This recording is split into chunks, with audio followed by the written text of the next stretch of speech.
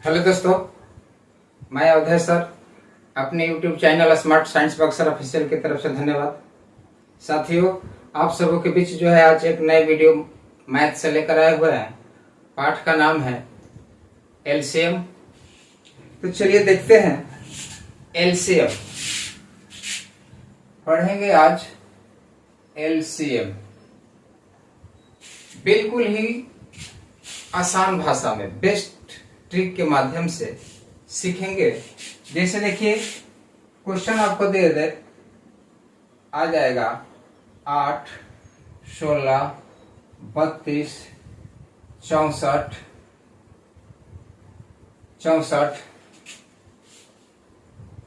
128। इसका क्या निकालिए? एलसीएम निकालिए। तो आप क्या करेंगे? पहले विधि पढ़े हुए हैं गुणनखंड विधि, उसके माध्यम से आप जो है एलसीएम निकालेंगे। जी हाँ, बिल्कुल आप वो सीखे हैं, लेकिन हम आपको बहुत ही कम समय में एलसीएम निकालने का तरीका बताएंगे। तो आप देखिए, क्योंकि आप एग्जाम में बैठते हैं, चाहे मैट्रिक एग्जाम हो या रेलवे एनटीपीसी, कोई भी प्रतियोगिक परीक्षा आप देने जाते हैं तो आपके पास समय का अभाव रहता है। तो चलिए देखते हैं कैसे। अगर इस तरह के क्वेश्चन आते हैं तो पहला नंबर आपको पकड़ना है कि देखिए क्या है, 8 का दुगुना 16, 16 का दुगुना 32, 32 का दुगुना 64, 64 का दुगुना क्या है 128। अगर इस तरह से रेशियो चलता है, जैसे देखिए 2, 2 दूनी के 4, 4 दूना 8, 16, 32, 64, इस तरह से करते हुए जाता है। इस तरह से अगर रेशियो बढ़ता हुआ जाता है तो इसका जो बड़ा पद होता है वही क्या होता है? एलसीएम होता है। क्या होता है? एलसीएम होता है। यानी 128 इसका एलसीएम आंसर आ जाएगा, और इसका एलसीएम कितना हो जाएगा? 64। अगर इस तरह से क्वेश्चन आपको एग्जाम में आ जाते हैं तो आपको कलम सटाने की जरूरत नहीं है। आंख से देखिए और आंसर को टिक कीजिए। तो जो बड़ा होगा अंक, वही क्या होगा? हमारा एलसीएम होगा। ठीक है। अब देखिए, यहीं पर आता है 5, 10, 15, 20, इस तरह का आ गया। तो देखिए 5 के बाद 10 है, 10 के बाद 20 आना चाहिए, 20 के बाद 40 आना चाहिए। 5, 10 देख लीजिए ये वाला, 20, 20 के बाद 40, 40 के बाद 80, 80 के बाद 160। अगर इस तरह से आपका क्वेश्चन दिखाई देता हो तो एलसीएम आप कैसे निकालेंगे? इसका जो बड़ा पद होगा वही आपका एलसीएम होगा। क्या होगा? एलसीएम होगा। तो एलसीएम कितना हो जाएगा? 160। इसका आंसर कितना होगा? 160। लेकिन यहीं पर देखिए 5, 10, 15, 20, तो 10 के बाद 20 आना चाहिए, लेकिन ये आ गया क्या? 15। क्या आ गया? 15। अब क्या करेंगे? अब क्या करेंगे? तो ठीक है, बिल्कुल आपको घबराने की जरूरत नहीं, हम आपको ट्रिक बता रहे हैं। तो एक छोटा सा दे रहे हैं, इसके बाद जो है बहुत ही इजीली आपको बताएंगे। देखिए 15 है, तो 15 का 2 बार डिवाइड कीजिए गुणनखंड, ऐसा 2 तोड़िए, ऐसा 2 तोड़िए 15 का, कि वह क्या हो? 15 आ जाए। 5 गुणे 3, 15 आई 15, 15 आ गया ना। तो 15 है आ गया। तो अब देखिए 15 में क्या है, एक और आपको ध्यान देने की जरूरत है। इसमें जो है कॉमन नहीं होना चाहिए। जो गुणनखंड होगा वह कॉमन नहीं होना चाहिए। जैसे कि यहीं पर कर देता 12, तो 6, इसका गुणनखंड क्या करेंगे? 6 गुणे 2, तो इसमें 2 कॉमन हो जाता है। ये कॉमन नहीं होना चाहिए। क्या होना चाहिए? कॉमन नहीं होना चाहिए। 4 गुणे 3, इसमें कोई कॉमन नहीं है, 4 3 12। तो ऐसे गुणनखंड करेंगे। तो देखिए 5 और 3 है, तो 5 और 3 है तो 20 है। तो अब कहता है कि 15 आ गया तो आंसर क्या होगा? तो 5, 10, 20, तो 20 आप लिख देंगे। लेकिन 5 देखिए इसमें क्या है, 5 से ये भी कट जाएगा, ये भी कट जाएगा, 20 भी कट जाएगा। यानी हम समझ रहे हैं कि 5 में क्या है, 5 में भी है 10 में भी है, 20 में भी है, सम्मिलित है, उसी का परिवार है, उसी का सदस्य है। तो इसको छोड़ देंगे। क्या कहता है? 3 कहता है कि हम सिंगल है, तो 3 को आप 20 में गुणा कर देंगे तो आपका आंसर आ जाएगा 60, यानी इसका एलसीएम हो गया आपका 60। अगर ऐसे क्वेश्चन आते हैं तो आप आसानी से बहुत ही इजीली बना सकते हैं। चलिए अब चलते हैं अपने मूल बिंदु पर। क्वेश्चन सॉल्व करने के लिए अब आपको बता रहे हैं कि किस तरीका से आप जो है क्वेश्चन को बनाएंगे। क्वेश्चन नंबर 1 है 12, 18, 21, 28। इसका क्या करना है? एलसीएम निकालना है। देखिए ये जो है आरआरबी पटना 2016 में रेलवे के एग्जाम में पूछा हुआ है। क्वेश्चन है 12, 18, 21, 28। आरआरबी पटना 2016 में ये एग्जाम में पूछा हुआ है क्वेश्चन। कैसे इसको बनाएंगे? इसका क्या करना है? एलसीएम निकालना है। क्या निकालना है? एलसीएम निकालना है। तो आप पढ़े हैं पुराने ही तरीके से, बिल्कुल ही। तो आपको हम नए तरीके से बता रहे हैं, ट्रिक के माध्यम से, कि आपको तनिक भी कठिनाई नहीं होगा। देखिए क्या करेंगे, 1 पद, 2 पद, 3 पद, 4 पद है, तो इसको क्या करेंगे? गुणनखंड करेंगे। 12 का ऐसा गुणनखंड करें, दो भागों में ऐसे डिवाइड करें तो उसका कॉमन ना हो, उस अंकों में कॉमन ना हो। 4 गुणे 3, 12 आ गया। 4 गुणे 3 दोनों में कॉमन नहीं है, 18 है, बिल्कुल ही 18 है। तो यहीं पर देखिए 6 गुणे 3 लेते हैं, 36 18 हो जाएगा। तो 6 और 3 में क्या है? कॉमन आ जाएगा, क्योंकि 6 में 3 से भाग लग जाएगा कि नहीं लग जाएगा? लग जाएगा। तो ऐसे अंक को नहीं रखना है। अब इसमें क्या करेंगे? इसका गुणनखंड निकालेंगे। 9 गुणे 2, देखिए 9 गुणे 2, 9 दूना 18 हो गया ना।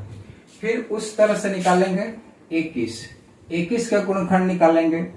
7 गुणे 3, 7 गुणे 3, 70 का 21, 28। इसका भी गुणनखंड निकालेंगे। 7 28 निकल गया। देखिए किसी में कोई कॉमन है? कोई कॉमन नहीं मिल पाएगा, कोई कॉमन नहीं मिल पाएगा। यही आपका मेन ट्रिक है। एक क्वेश्चन आप समझ लेंगे, आपको बनाने में कोई भी कठिनाई नहीं होगी। तो देखिए कॉमन नहीं है, हमने गुणनखंड कर दिया।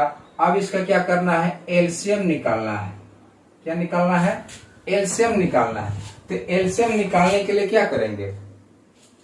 पहले जो सबसे बड़ा पद है उसको ले जाएंगे, क्योंकि हम लोग जब भी किसी दूल्हे की बाराती जाते हैं तो घर का मुखिया ही बारात में जाने के लिए सबसे पहले क्या करता है? निर्णय लेता है कि कौन जाएगा। तो अगर बच्चे रहते हैं तो मुखिया क्या करते हैं? बाराती में अपने चले जाते हैं, क्योंकि अपना रिलेशन वाले होते हैं, तो अपने ही स्वयं तैयार हो जाते हैं और भी बच्चे को विदा करते हैं। तो देखिए सबसे इसमें बड़ा क्या है? 9 है। तो 9 को पहले रख लेंगे, मुखिया को रख लेंगे 9। तो 9 में देखिए 9 के अंतर्गत क्या आता है? 3 3। ये सभी जो है एक कैटेगरी का है, क्योंकि आपको बता रहे हैं 2 3 5 7 9। इसका जो है पहाड़ा होना चाहिए, ठीक है। इसी के अनुरूप जो है आपका पहाड़ा होना चाहिए। देखिए एक सम है, बाकी सब क्या है? विषम संख्या है। तो ये सभी संख्या उसमें आ जानी चाहिए, उसके टेबल में आना चाहिए। तो अब देखिए 9 रख दिए, तो ये 9 के सदस्य क्या है? 9 के 3 है, 3 है, सभी उसी में आएंगे। 9 3 सभी आएंगे। तो इनके बदले जो है क्या कहता है कि 9 को ले लिया। अब क्या करेंगे? अब क्या बचता है? बड़ा 7 है, तो 7 एक है, तो 7 को ले लिया, ठीक है। अब कहता है कि 4 बचता है, इसको भी रख लेंगे। 4 4 2। तो कहता है कि 2 आप हमारे ही घर के हैं, 4 भी है, तो 4 को बड़े वाले को क्या करेंगे? रख लेंगे, यानी बड़े वाला जो अंक होता है उसको रख लेंगे। अब इसको क्या करें? मल्टीप्लाई कर दीजिए। क्या कर दीजिए? मल्टीप्लाई। देखिए 9 7 63, 63 गुणे 4, 63 गुणे 4। अब देखिए 63 गुने 4 बचता है। तो गुणा करेंगे तो 63 में चरते आई 12 और 6 चौका 24 और 24 एक 25, 252। 252 ये आपका क्या हो गया? एलसीएम हो गया। क्या हो गया? एलसीएम हो गया। तो बहुत ही आसान तरीका से आपने सीखा कि एलसीएम कैसे निकालेंगे। हम आपको बता रहे हैं, इसके तहत आपको कुछ समय लग रहा है, क्योंकि केवल फैक्टर समझ जाएंगे तो आपको गुणा करके तुरंत आंसर निकाल, ज्यादा समय नहीं लगेगा। तो आपको जो है बहुत ही जल्दी बन जाएगा। चलिए देखते हैं नेक्स्ट। 26, 56, 104, 182। आरआरसी पटना में ही, आरआरसी पटना 2013 में एग्जाम में पूछा हुआ है क्वेश्चन। 25 नहीं 26। इसका फैक्टर करेंगे 13 गुने 2, कॉमन नहीं होना चाहिए, तो 13 दूना 26। 56 का फैक्टर करेंगे 8 7 56। 104 का फैक्टर करेंगे 13 गुने 8। 182 का गुणा करेंगे 13 7 91 और 91 दूना का 182। तो 13 7 91, तो हमने फैक्टर कर दिया 13 गुने 26। इसमें देखिए कॉमन नहीं है। 8 7 56, इसमें भी कॉमन नहीं है। 13 8 104, इसमें भी कॉमन नहीं है। 13 7 91, 91 दूना 182, इसमें भी कॉमन किसी संख्या में नहीं है। आपको यही पकड़ना है कि कॉमन नहीं होना चाहिए। उसमें कोई दो संख्या लेंगे, दो अंकों का या 3 संख्या, उसमें भाग नहीं लगना चाहिए। तो आपका जो है क्वेश्चन जो है बिल्कुल ही आसानी से बन पाएगा। अब देखिए क्या कहता है। तो फैक्टर जब आप ले लिए तो सबसे आपका कहता है कि इसका एलसीएम निकालने के लिए सबसे बड़ा कौन सा परिवार है? सबसे बड़ा अंक कौन है? 13। 13 को रख ले। 13 के बाद कौन है? 13 के बाद देखिए, 13 के बाद 8। तो 8 में 2 भी है, यानी 2 का सदस्य क्या है? 8 है। 2 के पावर में 8 आएगा ना, तो ये सभी जो है इसके अंतर्गत आ जाते हैं। तो इसके अंतर्गत आते हैं तो बड़ा वाला पद आपको रख लेना है, बाकी सब उसमें सभी जो है चले गए। तो सब चले गए, सभी सम्मिलित हो गए, तो बड़े वाला के 8 को ले लेंगे। अब देखते हैं 7 कहाँ है? 7 है, तो 7 को लेंगे। 8 7 56, 56 गुणे 13 यानी 728। 728 इसका आंसर आता है, यानी ये आपका हो जाता है एलसीएम। अब देखते हैं नेक्स्ट क्वेश्चन। क्वेश्चन है 9 30 27 15 बराबर 8। तितरी का 9 1 होगा, तो 3 में 3 कॉमन हो जाएगा, कट जाएगा। ऐसा संख्या नहीं लेना। अगर नहीं मिलता है तो डायरेक्ट 9 गुणे 1 कर देंगे, ठीक है। 30 का करेंगे तो 6 5 30। जी हाँ, बिल्कुल 6 5 30 हो सकता है। 27 का करेंगे, क्योंकि 29 27 कम हो जाएगा, तो 27 गुने 1। और 15 का फैक्टर करेंगे तो 5 गुणे 3। तो क्या करेंगे? एलसीएम के लिए 27 को रख लेंगे। अब क्या बचता है? तो 9 भी, 27 भी और 3 भी, ये तीनों का मान क्या है? एक टेबल का है, तो उसमें से जो बड़ा अंक होगा उसी को क्या करेंगे? रख लेंगे। 27 के अंतर्गत ही 3 भी आएगा, 9 और 9 भी आएगा। उसके बाद देखते हैं क्या कहता है कि बचता क्या है? 5 और 6। तो 6 बचता है और 5 बचता है। 6 बचता है और 5 बचता है। तो हम इस 6 को क्या कर देंगे? 2 गुने 3 भी कर सकते हैं। कोई कॉमन होगा? नहीं होगा। 2 3 6 और 6 5 30। 2 3 6 और 6 5 30। तो ये 3 क्या हुआ? 27 के अंतर्गत आ गया। तो 27 के अंतर्गत आ गया। तो 27 के जब अंतर्गत आ गया तो क्या बचा है 2 और 5, तो 2 गुणे 5, तो 5 दूना का 10 है। 10 में 27 में गुणा करेंगे कितना होगा 270। ये आपका हो गया आंसर। अगला क्वेश्चन है 16, 32, 48, इसका एलसीएम निकालिए। तो 16 का क्या करेंगे, 6 का 16 कॉमन हो जाएगा, 8 दूना 16 कॉमन हो जाएगा, जी नहीं कॉमन नहीं होना चाहिए, 16 गुने 1 कर देंगे।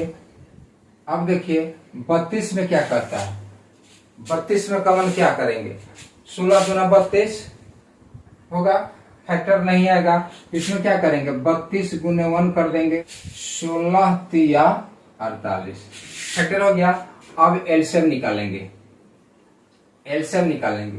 तो देखिए 16 के पहाड़ा में, 16 के टेबल में 32 भी आएगा 16 भी आएगा, यानी 32 सबसे क्या है बड़ा है, तो सबसे बड़ा वाला को क्या करेंगे रख लेंगे, ना 16 को रखेंगे ना इस 16 को रखेंगे, 32 है, 32 क्या हो जाएगा बड़ा हो जाएगा, तो 32 को रख लेंगे। तो 3 को इसमें कर देंगे, तो 32 में 3 से गुणा करेंगे, तो 3 दूना 6 और 32 तितरी का 9, यानी ये हो गया आपका 96 आंसर इसका एलसीएम। बिल्कुल ही आसान तरीका। 34, 51, 68 बराबर व्हाट, इसका एलसीएम निकल। 34 का फैक्टर करेंगे क्या 17 गुणे 2, 51 का फैक्टर करेंगे क्या 17 गुणे 3, 17 3 51, 68 का फैक्टर करेंगे 17 चौका 68, या ना दोनों में कोई कॉमन है नहीं है, कॉमन नहीं है, यही ध्यान देना। अब लिख देंगे एलसीएम बराबर, तो बड़े वाला 17 है तो 17 को रख देंगे। अब देखते हैं क्या है, 2 और 4 दोनों एक टेबल के हैं, तो इसमें से टेबल का सबसे बड़ा अंक वाला जो होगा उसको रख देंगे। उसके बाद क्या बचता है 3 बचता है, इसके बाद तो कोई है नहीं, तो अब क्या करेंगे गुणा कर देंगे। 17 4, 17 चौका 68, 68 गुणे 3 यानी 38 के 24 के 4 हासिया 2, 36 18 19 20 204, ये आपका हो गया आंसर। क्वेश्चन अगर दे देता है 5/7, 7/8, 8/9 बराबर हुआ 2002 में बिहार पब्लिक सर्विस कमीशन का एग्जाम जब हुआ था तो उस समय 2002 में ये क्वेश्चन पूछा हुआ था कि 5/7, 7/8, 8/9 का एलसीएम क्या होगा। तो इसका क्या करेंगे, कहता है कि एलसीएम निकालने के लिए फ्रैक्शन पर का इसका रूल होता है कि अंशों का लसा, अंशों का लसा अबाटा हरों का मौसा निकाल लेना है। तो अंशों का लसा यानी अंश का लसा निकाल लेंगे, एलसीएम निकालेंगे। तो 5 7 8 का एलसीएम क्या होगा, देखिए उसमें कोई फैक्टर है नहीं है। अगर इस तरह का फैक्टर नहीं आता है जैसे कि 2 3 7, इसका अगर एलसीएम पूछता है तो क्या करेंगे, ये फैक्टर होगा नहीं होगा, तो डायरेक्ट क्या करते हैं गुना कर देते हैं, मल्टीप्लाई कर देते हैं। तो 2 3 6 8 6 7 42, 42 एलसीएम हो गया। उसी तरह से अंश का देखिए 5 7 8 कोई फैक्टर नहीं दिख रहा, तो डायरेक्ट क्या कर देंगे लसा निकालेंगे, तो इसका गुणा कर देंगे। 8 5 40, 40 में 7 से गुणा करेंगे, 7 का 28, 280 बटा इसका मौसा निकालेंगे। तो इसमें देखिए कॉमन क्या आ रहा है मौसा निकालने के लिए, यानी एचसीएफ यानी एलसीएम बटा एचसीएफ यही ना होता है। तो इसका एचसीएफ जब निकालेंगे तो 1 होगा, तो 280 में 1 से भागा देंगे तो कितना होगा 280 होगा, यानी 280 जो है इसका क्या हो गया एलसीएम हो गया। तो फ्रैक्शन पर अगर आपको समझ में नहीं आता होगा तो फ्रैक्शन पर एक अलग से वीडियो बना देंगे, तो आपको समझने में आसानी होगी तो देखिए ये था फ्रैक्शन पर का। इस तरह का भी क्वेश्चन आपको एलसीएम में पूछता है। बिहार पब्लिक सर्विस कमीशन 2002 में पूछा हुआ है क्वेश्चन। चलिए लिख लीजिए, देखते हैं नेक्स्ट।